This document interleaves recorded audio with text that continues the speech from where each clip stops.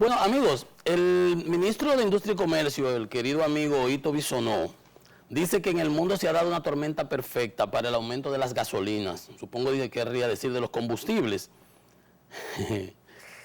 Dice que predecir la estabilidad o la baja de los precios de los combustibles sería una adivinanza. Lo que les recomendamos es que vea Economía y Mercado, porque él esperaba que bajaran los precios de los combustibles, lo había dicho, yo le dije, pues yo espero que suban, y aquí vemos cómo ha ido subiendo.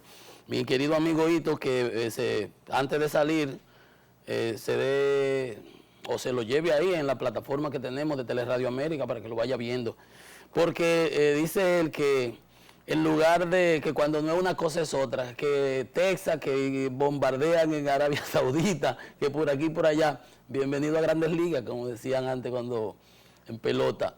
De eso se trata, querido amigo, pero nada, te lo está haciendo bien, el punto del problema no es suyo, el problema es que los precios son así, esa es la tendencia internacional que hay. Pero me dio risa, que dice que cuando no una cosa es otra, es la verdad, así operan los mercados en base a las informaciones que van surgiendo. Si la Agencia de Energía de los Estados Unidos dice que los inventarios aumentaron, pues los precios tienden a bajar. Si hay una demanda, si la economía, se le aprobaron los 1.9 trillones a Biden, al presidente Biden, esta mañana se va a aprobar, ya el Senado lo aprobó, la Cámara de Representantes lo conoce para los cambios que se hicieron en el Senado, porque ya había sido aprobado.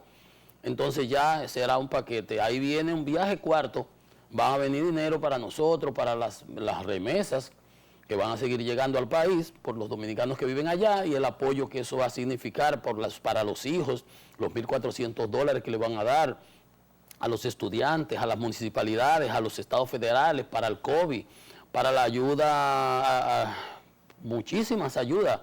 Es un paquete, los republicanos están regados porque ellos dicen para dar los cheques, como lo dio Trump, que le pusieron hasta la firma de él, lo que nunca se había visto, como si esos cheques del primer paquete de los 900 billones, que hubo en la primera ocasión, eso sí estaban bien, pero yo creo que eso es igual que aquí, que eso va a generar inflación. Bueno, dice Janet Yellen, del Tesoro, que a ellos no les preocupa ese tema, después veremos, se arregla la carga en el camino, pero ahora es pleno empleo lo que queremos, salvar a gente y que la gente, pues la economía crezca. Hay proyecciones de que se va a disparar hasta 8, 6, 7%. Vamos a ver. Donde Víctor Bisonó, el ministro de Industria, dio unas buenas informaciones. Ayer veíamos cómo está afectándose el precio de muchos insumos de construcción y dice que el gobierno estudia brindar facilidades para importar materiales de construcción. Bueno, si esa es una solución, si el problema está porque hay especulación y hay acaparamiento, yo decía, el tipo de cambio no se ha variado, la tasa del dólar está estable. ¿Por qué estos incrementos? Ha habido una demanda inusitada. Si tuvimos la economía paralizada durante un año, semi-paralizada, la construcción vino a arrancar en el último trimestre prácticamente, cuatrimestre. Entonces realmente no se entiende. Es importante eso. Habrá que ver qué facilidades estaban reunidos con los constructores. Lo que sea que ayude a que disminuyan los precios, porque al final eso impacta en la inflación, impacta en los consumidores, que somos nosotros. Entonces, muy buena noticia esa que da el Ministerio de Industria y Comercio, y esperemos que sí, que sea efectivo y que tenga resultados. Por otro lado, me encantó esta noticia de un acuerdo de intención que firmó el presidente Luis Abinader con una empresa en el Parque Cibernético, en el ITLA, construido por la visión del expresidente Leonel Fernández. Mire usted, en Core Repair Service, una compañía que opera en el ITLA. En el ITLA se producen todos esos muchachos fenomenales, estudian cibernética, eso es lo que debemos enfocarnos, ciencia, matemáticas y todo ese tipo de cosas, y dejar de estar oyendo dembow y cosas de esas raras, que no ayudan para nada, lo que hace es que pone a la gente más bruta. Entonces, firmaron un memorándum de entendimiento para fabricar laptops, los netbooks y las tablets que se van a usar, que se están usando, y para repararlas. Eso es importantísimo. Eso es tecnología. Aquí nosotros tenemos muchos muchachos graduados. Si se daña una tablet, no haya donde botarla o haya donde repararla. Eso es importantísimo. Esas que se le dan a los profesores, a los estudiantes, que de hecho 495,000 utensilios de esos se le han entregado a los estudiantes y 117,000 laptops a los profesores. Felicito ese acuerdo porque incentiva, genera empleo allá en aquella empresa y da una solución real con producción local y nos pone en el camino del desarrollo tecnológico, del desarrollo industrial realmente. Nosotros tenemos nichos importantes que podemos explotar, tanto en la medicina, en la parte de informática, y ahí tenemos que enfocarnos muy bien por el presidente. Entonces, esas son cosas positivas. Al final del día, lo que importa es que se haga inversión, que se genere empleo, que las cosas fluyan, y los gobiernos lo que tienen que hacer es catalizadores del desarrollo, no intervenir más de la cuenta para obstaculizar y distorsionar las interrelaciones que se dan en el mercado. El mercado es sabio, el mercado asigna mejor los recursos que el gobierno. Ahora, el gobierno tiene que tener ojo visor y cuando haya que intervenir, pues intervenir y regular y establecer que las competencias se imponga, ¿verdad? Y que la sociedad se beneficie de esa competencia.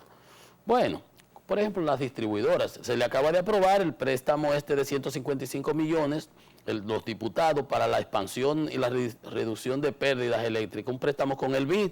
Hay quienes opinan sobre el mismo, que sí, que no. Al final, bueno, vamos a esperar que se corrijan las distorsiones en las empresas distribuidoras, pero hay una voluntad política, está el Consejo Unificado, está la administración, el Ministerio de Energía, que tiene claridad de cómo hay que hacerlo. Ya firmamos el pacto eléctrico, esto pudiera ser parte de los compromisos que están ahí, no necesariamente en el pacto, pero ese proyecto estaba desde el 19, vamos a ver que esos recursos se usen de la mejor manera posible. Eso es lo único que se quiere.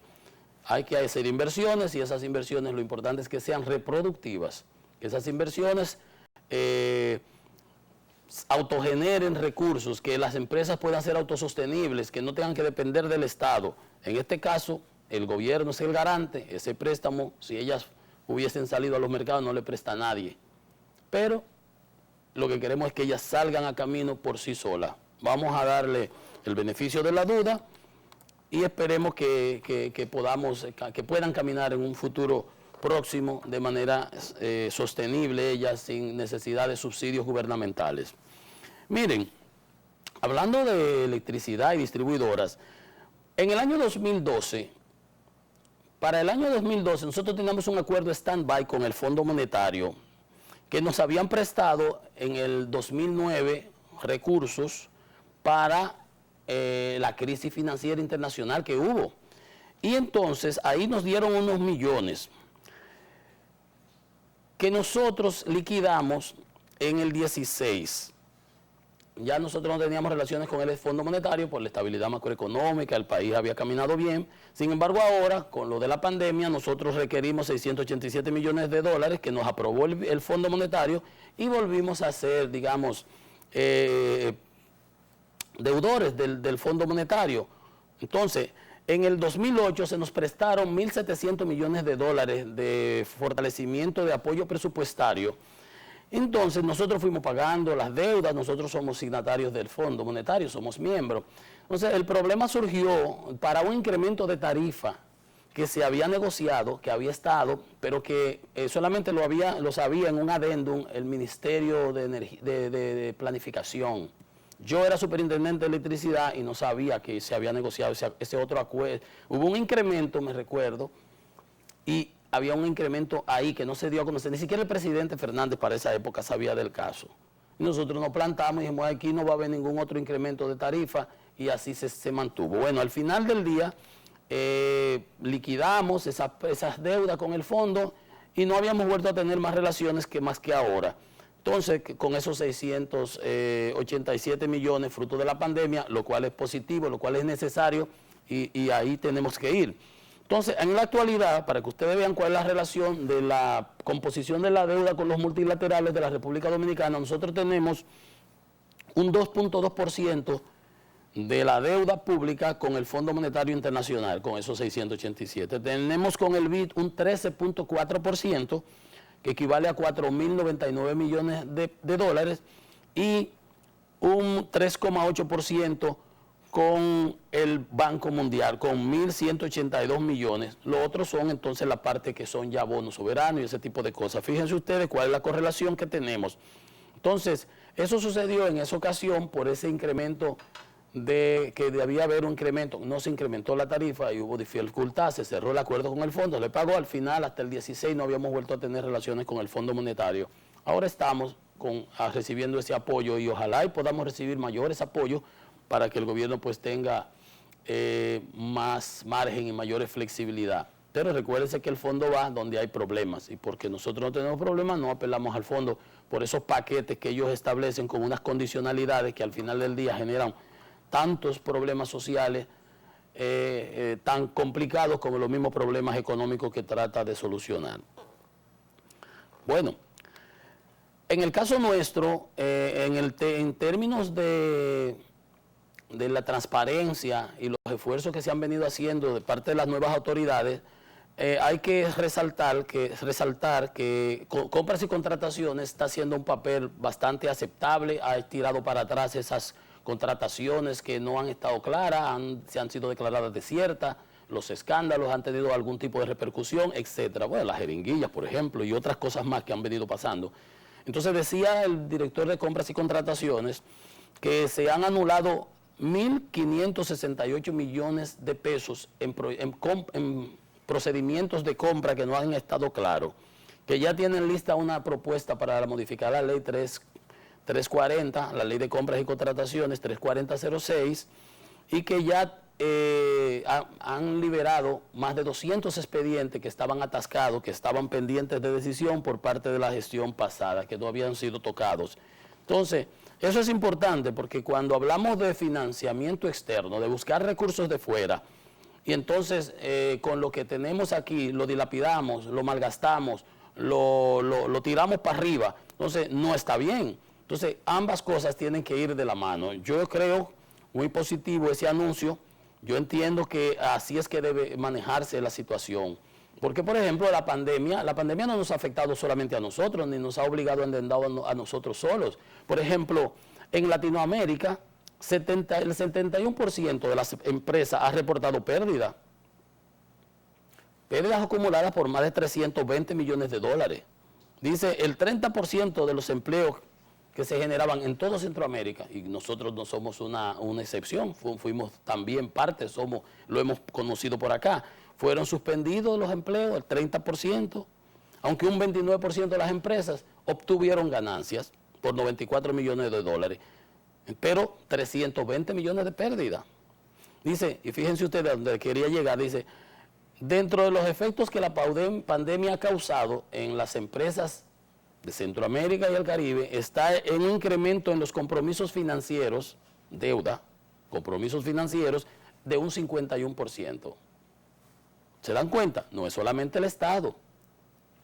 51% de las mismas. Dice, y el 37% logró concretar alguna negociación con la banca para sobrellevar esas deudas. ¿Ven? O sea, no es que esto ha sido que pasó y que pasaste por mi vida sin saber que pasaste. No, no, no. La pandemia le ha dado a los gobiernos, la pandemia le ha dado a los estados, la pandemia ha golpeado las empresas, la pandemia ha golpeado las familias. La pandemia no ha sido benigna con prácticamente nadie. O sea, ¿y por qué? Bueno, los supermercados han vendido, las empresas de comestibles, agroindustriales han seguido produciendo. Eso es bien, eso es importante. Pero mientras tanto, las empresas manufactureras, el sector turístico, en el suelo totalmente. Miren ustedes, como les digo, en ese caso, 37% de las empresas encuestadas en Centroamérica, de las 71,000 y pico que afectadas, lograron renegociaciones, refinanciamientos, reajustes financieros. O sea, fíjense ustedes, con dinero es que se resuelve todo. El endeudamiento per se no es malo ni es bueno.